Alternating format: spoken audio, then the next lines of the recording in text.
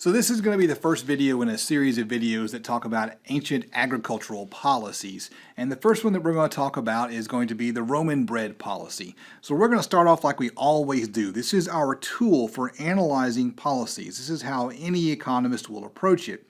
We have a price, we have a quantity on a graph, and we're going to have supply curves and demand curves. Here's our demand curve, here's our supply curve. Now, the textbook that I'm using for the class that I'm teaching, as I'm putting this together and recording it, has their own explanation of the Roman food policy. I like to explain it a little bit differently because I don't think the way that they've explained it really explains how things work properly. And that's the thing. Every economist has their own opinion about the best way to explain things. After doing this for several years and noticing how their analysis leads to misunderstandings, we're going to do it my way because my experience, I'll move my face out of the way here, is that if you understand the process that I go through, the conclusions you reach and the understanding that you develop are going to be a lot better. So the idea here is pretty simple. Way back in Roman times, Rome would heavily subsidize either wheat or flour or bread, and we're going to call this the market for wheat. And it was a time and a place where bread was a primary staple. So people would grow wheat, grind it into flour, turn the flour into bread. And bread was a main thing that just the common person would have eaten. Well, that's my understanding of it at least. I wasn't around back then. I'm not a food historian, so I really don't know what people ate. And like any market, there's going to be an equilibrium price and an equilibrium quantity. And what you've got to keep in mind is this predates any notion of modern economics. This is 1776 was when Adam Smith wrote his book on economics. And so we wouldn't expect people to understand what the heck's going on back then. Let me change color here. And so the idea behind this policy was pretty simple. This was a subsidy for the consumer. The goal was to keep the Roman citizens happy, and when the Roman citizens weren't happy, they tended to do things like riot. And so they basically just bribed the Roman citizens with either cheap wheat or cheap flour or cheap bread, depending on what year it was, because this policy, it was around for 500 years. Sometimes when I say cheap, I mean free. They actually gave away bread. Sometimes they just gave it away cheap. Sometimes it was free wheat or free wheat flour, or whatever the case may be. And the really important thing to note is that this is an idea that's kind of been around for a long time. You've seen this story before if you pay attention to anything popular media or popular books, because basically what happened was the Roman citizens in the central part of the empire being subsidized. Their lifestyles were being subsidized. They were fed, they called it bread and circuses. And if you've watched the Hunger Game movies, that sounds familiar to you. It's the exact same concept. So what Rome would do is it would go out and it would conquer new lands. And one way that it would raise funds to fund the empire and to fund the free bread would be to heavily tax the people in the conquered lands.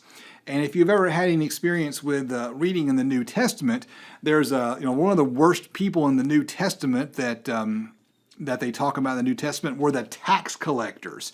These tax collectors were collecting taxes on behalf of Rome because during the New Testament, Rome was occupying the Jewish people's homeland. They were being occupied by an army and taxed, and that money was being pulled out of their economy and given to the Romans in part to do things like subsidize this bread program, which is exactly the story of the Hunger Games. You've got these outlying areas that are poor, and in essence, everything they produce is expropriated and sent to the capital city where people live these lavish lifestyles. And again, I'm not a historian. I can't tell you how lavish the lifestyles in Rome were, but that's where the story of the Hunger Games actually came from. It's stories rooted in the real world. It's a thing we saw happen. Back to the analysis. The book does the analysis a little bit different, and I not so much that it's wrong, but it leads to conclusions that are confusing. So the idea here is that we want our Roman citizens to get a discount on their bread. So we need the price they pay for bread to drop below the price that they would get out in an open marketplace. And the thing to always remember is it's not just a matter of the price dropping like the textbook on page 59 indicates. Anytime you deviate from the equilibrium price, you drive a wedge between the producer and the consumer. So the proper way to show subsidizing the consumer's consumption is kind of like the way we show a tax, in that we draw a wedge. And in the case of a subsidy of this type, honestly, whether it's a subsidy for the producer or the consumer, the wedge looks like this. So we add this wedge in right here. And at that new wedge price, you get this new quantity. I don't know what to call it. Let's call it Q. Let's call it QD. And it's also the quantity supplied because we have to clear the market. So what ends up happening is we get this price here that the demanders pay for the wheat, which they turn into bread. And then the market clears, right? Meaning that the farmers growing the wheat figure out pretty quickly that this new quantity is the amount of wheat that's being bought, and they have to receive enough money to justify them actually growing the wheat. So if you want to roll back to a couple of videos and look at the story of the target price with deficiency payment, it's really at the end of the day the same diagram and the same math. Because with the target price with the deficiency payment, we give the farmers a higher price, and that net effect creates a wedge between the producer and the consumer, and in that scenario, the consumer ends up at a lower price. And here we get the exact same thing. Here is the price that our farmers in the Roman countryside will ultimately receive for their wheat. And the thing to remember is we've driven a wedge. And as a result of that wedge, unlike the tax example that we did on the board in the classroom, we have pushed out the amount that we've produced. And this diagram right here ultimately looks exactly like the target price with deficiency payment.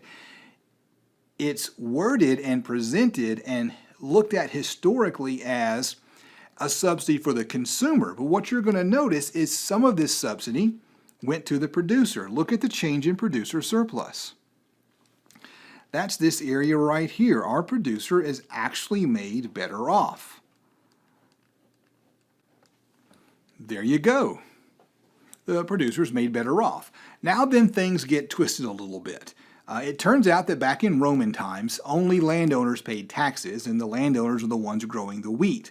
So in essence, a lot of that gain is going to be pulled away from them, almost like the compensation principle idea. They gained, can you take their gain away from them, right? And paid in taxes, because the Roman citizen buying wheat or flour or bread is not paying the taxes. It's going to be the landowners. The people who paid the taxes were the landowners. The taxes were almost explicitly on the wealthy, or at least according to the textbook, the taxes are almost explicitly on the wealthy, who were oftentimes landowners, and on the people who lived in conquered territories. Again, the example from the Bible, the Jewish people having to pay taxes to Rome. There's a line from the New Testament where someone's complaining to Jesus about paying taxes, and says, should we have to pay taxes to Rome? And Jesus grabs a Roman coin and says, whose pitcher is that, right? Oh, that's Caesar's pitcher. It's Caesar's coin then. Give it to Caesar. And of course that, if you've read that part of the New Testament, you know it really pissed off the people who were asking about it, because they expected Jesus to say that we shouldn't be paying a tax to Rome, that we should riot and get rid of Rome. And I'm not trying to throw religion into it. This is just context, right? That's strictly context. I don't care if you've read the New Testament or not. It has no impact on your grade. I just want you to understand the context.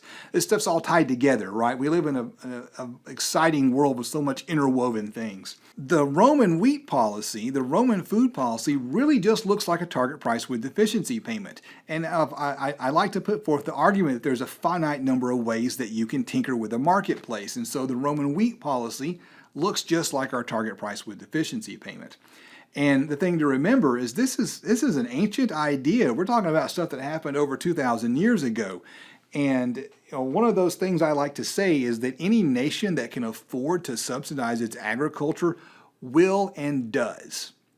And that is the end of the story of the Roman food policy. I certainly hope that you read that part of the textbook, maybe do a little independent research and look it up, because it's fascinating to know that these kinds of things have been going on thousands and thousands of years.